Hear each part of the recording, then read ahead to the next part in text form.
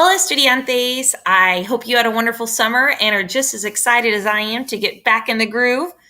Before we get going, really diving into Spanish this year, there's a couple little things we need to do in terms of getting you ready for the year.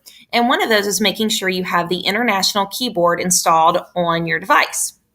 So the first thing you want to do is you want to check and see if you have it, because if you do, then you'll be able to end this video early and you don't have to worry about it. So to check to see if you have it, at the bottom of your computer, it should say, if you see where my cursor is here, it should say US. All right, that's normal. That's the US keyboard. If you press Control Space at the same time, do you see how it just switched to international? If it did that for you, you are good to go and you do not need to watch the rest of this video. If it didn't, keep watching.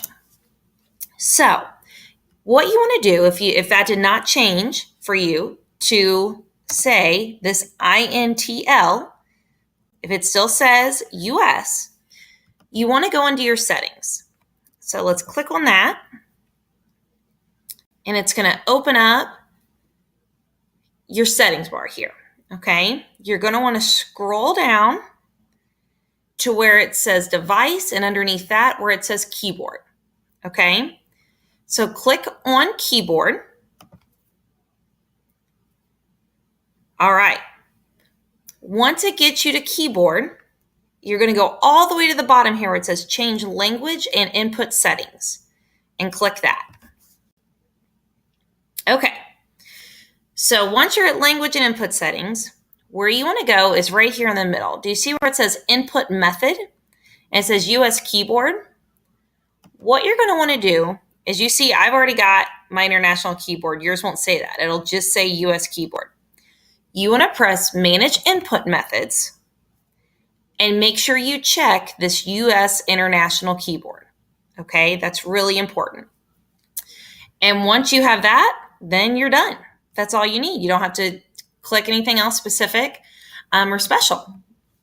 So a way to check to make sure it works is, again, look down here at the right-hand side of my screen where it says US, press Control Space, and it should switch into the INTL for you.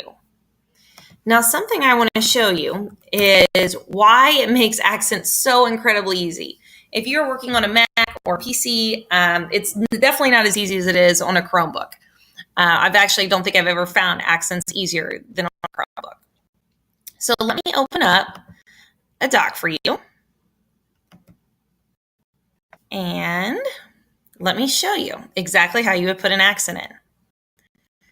So if I have this opened up and I want to type an accent, what I'm going to do is I'm going to press Alt and then the letter.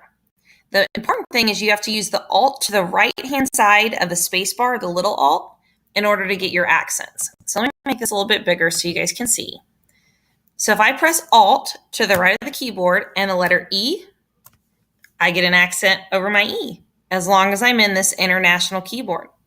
Same thing if I want an Inye, I press Alt and an N, and just as easy as that, you get your accents.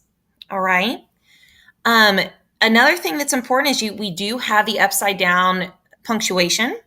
So it's the same thing. If you want an upside down exclamation point, you press the Alt and you find the exclamation point on the keyboard. That's it.